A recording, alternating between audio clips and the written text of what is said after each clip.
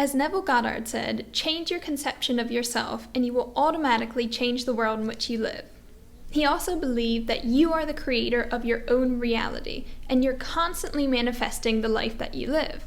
Everything is just a projection of what's in your own mind already, the good, the bad, the ugly, and if you actually think about this for a moment, you'll see that it's true. You're the first person to tell yourself who you are, what you can and cannot do, the best and worst possible outcomes, and then you go out into the world and you live that. It affects all of your choices and decisions and all of your actions.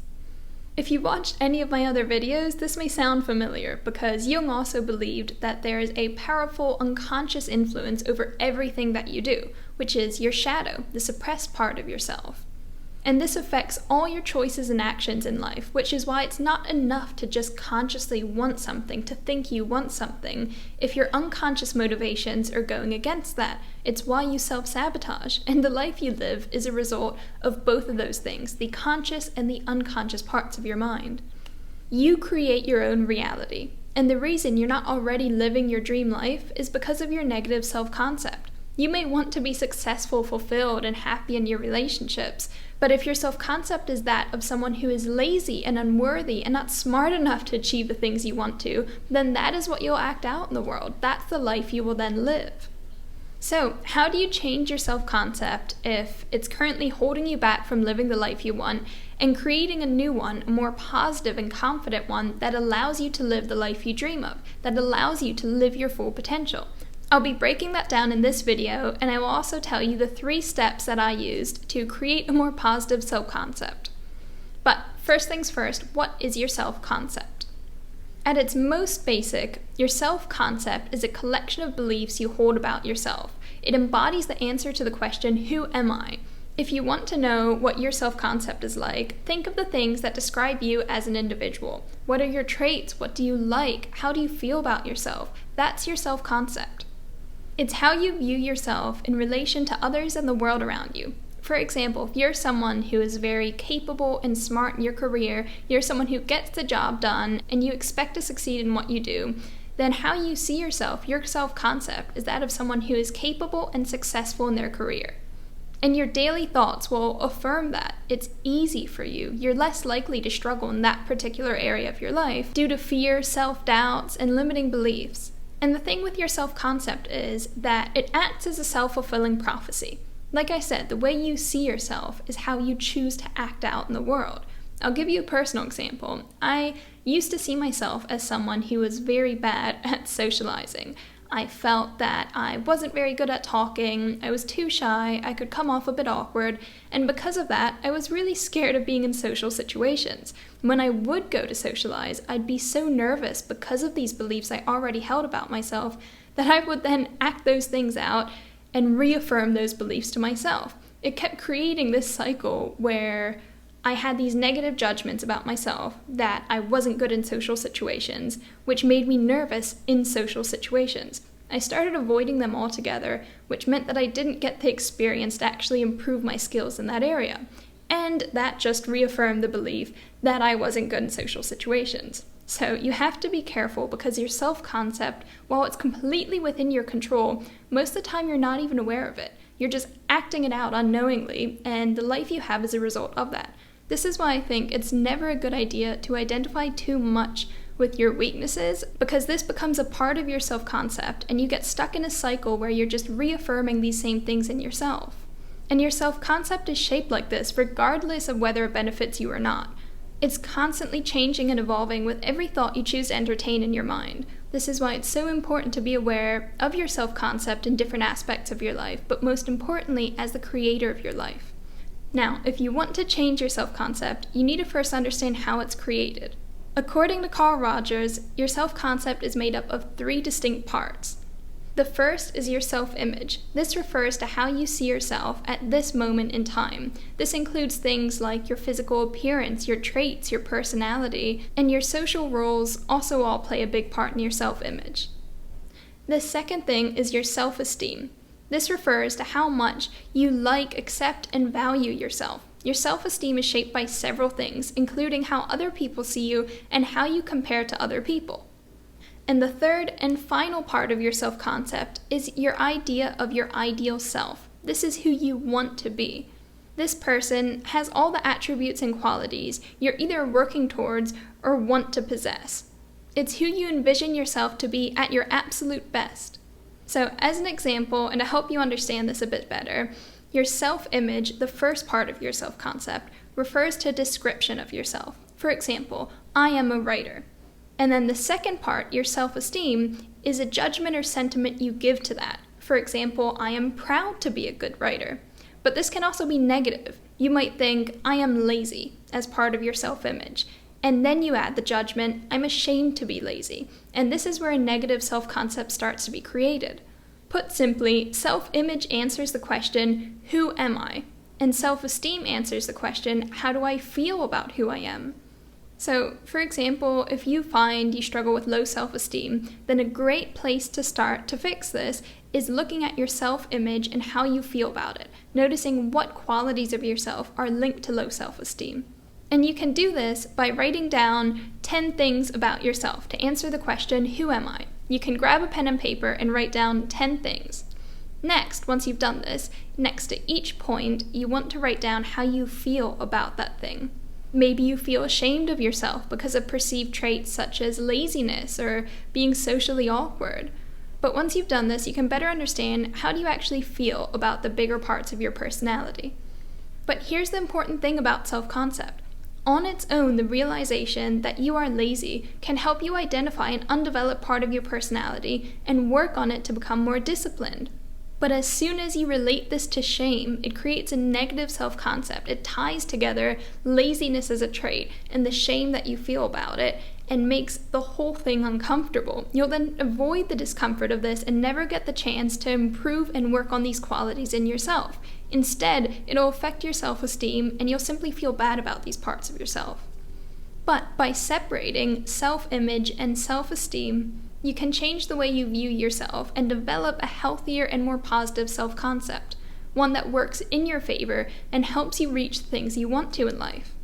For example, if you notice that you're lazy, but you can separate it from the judgment of shame, then instead of thinking, I'm lazy and I always give up on things, you can start to think, I'm new to learning discipline, but I'm making good progress. One will keep you from trying new things, and the other will help you embrace challenges and opportunities for growth.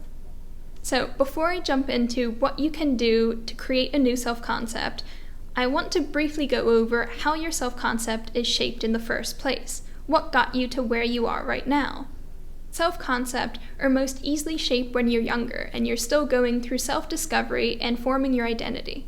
And Rogers believed that a distorted self-concept, so self-concept that isn't actually aligned with reality, has its earliest roots in childhood. For example, if parents only show their love and affection to their children once they've earned it through certain behaviors or living up to their parents' expectations, then this can lead to distorted self-concept for the children, because they're trying to make sense of these memories and experiences and understand what makes them worthy as a person. For instance, if you grew up only receiving love if you've gotten good grades, then you will think that achievement means you're lovable, and therefore when you don't perform well, it means you're unlovable. And that's a pretty heavy judgment to hold for yourself. Unconditional love, on the other hand, will help you develop a more positive and balanced self-concept because you believe that you can be loved and accepted for who you are. But it's not just the people in your life that can affect your self-concept. The media also plays a huge role in this. When certain ideals are promoted in society, you'll tend to accept these for yourself, and this is what you end up comparing yourself against. We see this right now with so many beauty filters going around, where young girls will use filters and then think this is how they should look. This is what their best looks like. And the bigger the difference is between your self-image, how you currently see yourself now, and your ideal self, who you wish to be, the lower your self-esteem is. It's that simple, because you will think you're not worthy and good enough where you are now. And it creates a negative self-concept, which affects everything you do. So try to be aware of external influences on your self-concept, and try your best not to let them affect you in this way. Just think, if you never compared yourself to these ideals or even other people, would you feel better or worse about yourself? So, why does all this matter? Your self-concept influences how you deal with life. So, a more positive self-concept will help you respond to challenges and any life events in better ways. A positive self-concept also helps you believe in yourself more and be less likely to internalize any kind of harsh or negative feedback from others. The way you see yourself is so important because it affects your attitudes, your behaviors. It also affects how you feel about yourself, whether you're competent or have self-worth. When you're stuck in a constant loop of insecurity and self-sabotaging thoughts, it's difficult to make any meaningful changes. But once you're able to identify the issues you have with your self-concept, you can start to chip away at these specific beliefs that affect your everyday. And the best way to do this is by understanding and pinpointing these issues in your current self-concept. So when I started working on my self-concept, I followed 3 steps, which I will walk you through now. The first step of this is understanding what your current self-concept looks like and how it impacts you in your life. You can do this by asking yourself the following questions. The first part is self-image. Ask yourself, how do you believe others perceive you? And does this align with your self-image? How would you describe your physical appearance, and how does it contribute to your self-image? How do compliments or criticism impact the way you see yourself? Are there aspects of your identity that you feel are misunderstood or overlooked by others? Who are you in a social setting? Is this who you want to be? Why do you act this way? The second part is self-esteem. Do you like yourself? What about you is likable and unlikable? Why do you think these things? What achievements or accomplishments make you feel proud and boost your self-esteem? What internal dialogue or self-talk patterns contribute to your self-esteem? How do you think people perceive your personality? Is this reality or is this what you're telling yourself? How do you nurture your well-being and self-worth in your day-to-day? And the third part, your ideal self. How would you describe your ideal self in terms of character traits and values? What specific goals or achievements align with your vision of the ideal self? How do societal or cultural expectations influence your concept of your ideal self? How would you want to present yourself to the world? How do you want to be perceived by others? How does your ideal self relate to your current self-image, and are there any discrepancies between the two?